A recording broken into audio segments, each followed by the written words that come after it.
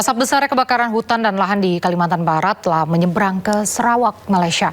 Ketua DPR RI Puan Maharani meminta pemerintah mempercepat penanganan sebelum negara sahabat kembali melayangkan nota protes.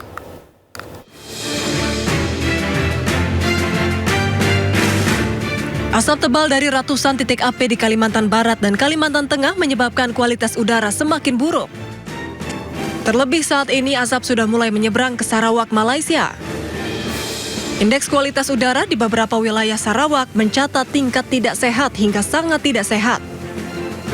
Berdasarkan laporan dari media setempat, setidaknya 600 sekolah di Sarawak terpaksa ditutup sementara demi kesehatan para siswa.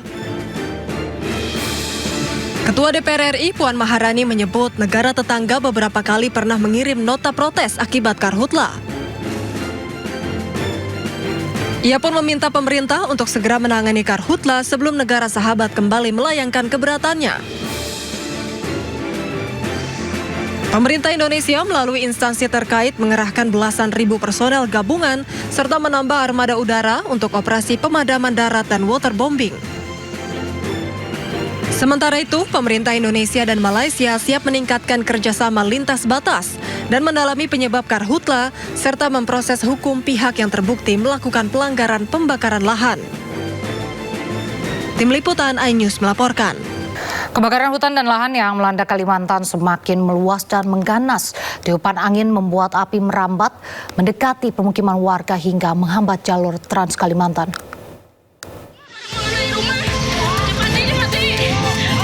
Kebakaran hutan dan lahan di Kalimantan Selatan yang terus meluas kini hampir merambat ke pemukiman warga. Sejumlah warga panik dan ikut memadamkan api dengan alat seadanya lantaran hampir menyambar mobil tangki air.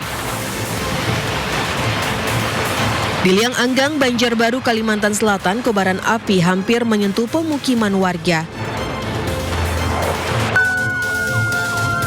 Tidak hanya mendekati pemukiman warga, petugas juga harus menutup sementara jalur Trans Kalimantan untuk kendaraan roda 4. Penutupan jalan dilakukan untuk memudahkan akses petugas pemadam kebakaran.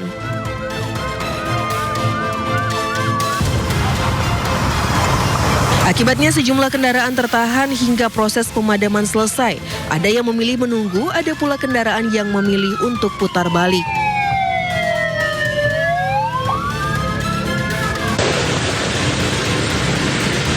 Sementara itu, kabut asap pekat masih menyelimuti jalan dan pemukiman warga. Jarak pandang hanya sekitar 100 meter dan mengganggu aktivitas warga. Kebakaran hutan dan lahan di Pulau Kalimantan terjadi di 4 provinsi. Selain Kalimantan Selatan, 2 provinsi terparah lainnya adalah Kalimantan Barat dan Kalimantan Tengah. Polri hari ini menyampaikan perkembangan penanganan kebakaran hutan dan lahan yang melanda sejumlah wilayah Indonesia. Sebanyak 62% dari total area hutan dan lahan yang terbakar telah berhasil dipadamkan. Dalam konferensi pers yang digelar pada siang tadi, Kabinoops Stama Ops Polri Kombes Pol Auliansyah Lubis menjelaskan terdapat lebih dari 7.800 titik api yang tersebar, sebagian besar terkonsentrasi di 5 provinsi.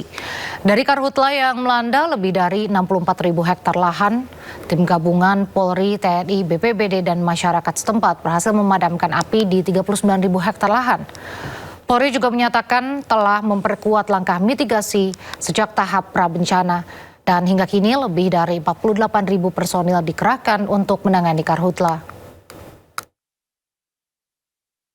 Nah, dari tanggal 22 yang lalu, ada 48.656 hotspot yang terdeteksi secara nasional dan hasil verifikasi darat mengkonfirmasi adanya 7.872 titik api yang aktif. Jadi lebih kurang dari hotspot tadi sekitar 16,17%. Sebagian besar terkonsentrasi di 5 provinsi prioritas, yaitu Kalimantan Barat, ada sekitar 2.849 titik api, kemudian Riau ada 1.201 titik, Sumatera Selatan ada 1.105 titik, Kalimantan Selatan 738 titik, dan Kalimantan Tengah ada 674 titik. Nah, kemudian dari data kita juga total luasan lahan terbakar secara nasional tercatat ada 64.341 hektar.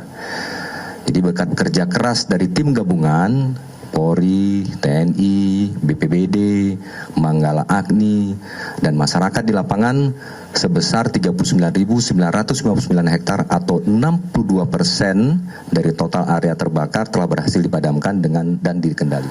Maka Polri memperkuat langkah mitigasinya sejak tahap prabencana, di mana pendekatan pencegahan berbasis pada data, kolaborasi lintas sektor dan kesiapsiagaan personil serta seluruh jajaran ini sudah mulai melakukan sejak awal, yaitu adalah pembaruan pemetaan wilayah rawan karhutlah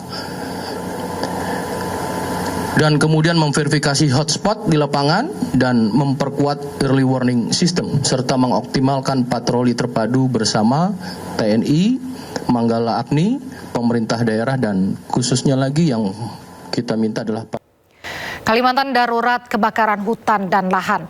Puluhan ribu hektar lahan terbakar membuat relawan pemadam karhutla kelelahan bahkan pingsan.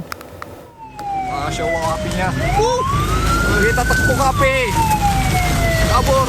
Aduh, hai. Segera kabur, segera kabur, segera kabur, kabur, meninggalkan lokasi. Inilah detik-detik para petugas pemadam kebakaran melarikan diri usai terkepung api kebakaran lahan di Kampung Labanan, Kecamatan Teluk Bayur, Kalimantan Timur.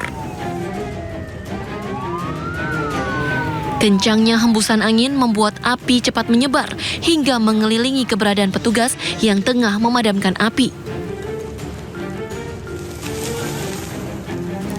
Tanpa kena lelah, petugas terus berjibaku untuk menjinakkan api meski nyawa menjadi taruhan. Sementara akibat kelelahan memadamkan kebakaran hutan dan lahan, serta terkepung dan menghirup asap tebal, 2 relawan di Sampit Kabupaten Kota Waringin Timur, Kalimantan Tengah jatuh pingsan. Rizky Mubarak, relawan ini bahkan terpaksa digendong dan dilarikan ke rumah sakit. Korban pun dilarikan menggunakan ambulans ke Rumah Sakit Dr. Murjani Sampit untuk mendapatkan perawatan. Gusti, seorang petugas posko gabungan pengendalian karhutla, juga tumbang karena kelelahan akibat banyak menghirup asap pekat. Terlalu menghirup banyak asap dan ya lumayan jarak titik api cukup jauh dan besar juga apinya. Selama kebakaran hutan dan lahan atau karhutla, para relawan ini jatuh bangun berjuang memadamkan karhutla, bekerja siang malam tanpa dibayar. Bahkan mereka membiayai sendiri kebutuhan BBM, makan, dan minum. Kalimantan lagi-lagi darurat kebakaran hutan dan lahan. Berdasarkan data BPBD, Kalimantan Barat jadi provinsi dengan luas karhutla terbesar, lebih dari 28.700 hektar. Kalimantan Tengah lebih dari 2.300 hektar, dan Kalimantan Selatan 3.400 hektar lebih. Hampir sebagian besar wilayah di Kalimantan menjadi wilayah terdampak karhutla.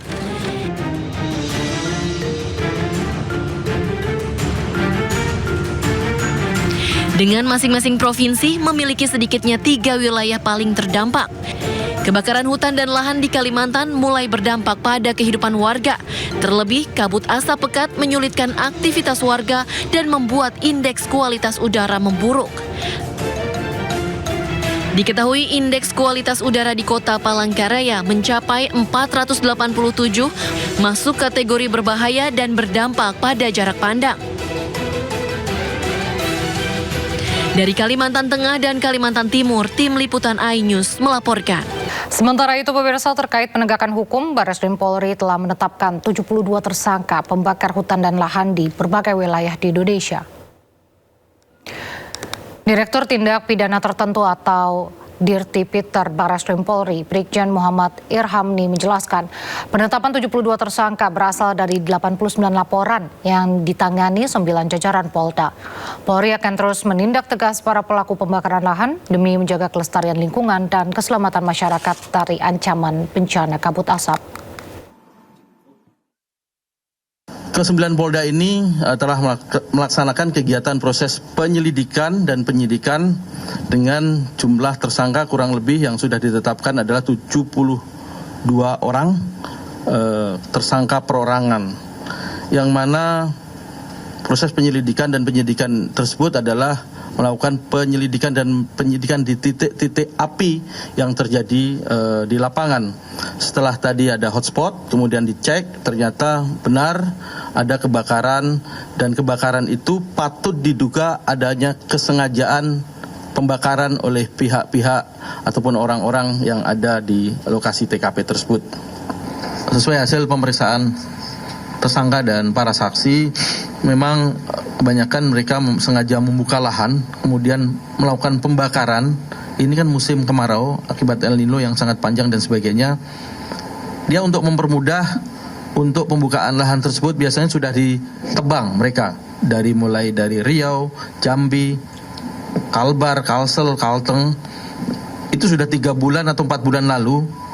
Itu mereka sudah tebang, makanya di situ ada parang, ada alat-alat untuk melakukan penebangan kawasan lahan yang sudah terbuka sebenarnya. Karena untuk membersihkan, untuk dilakukan land clearing kan mahal kalau menggunakan alat, apalagi BBM juga mahal sekarang, menggunakan sewa alat juga mahal. Yang paling mudah adalah dibakar.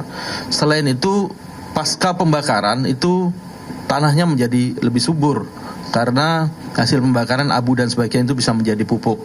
Makanya ini menjadi favorit untuk mereka melakukan modus.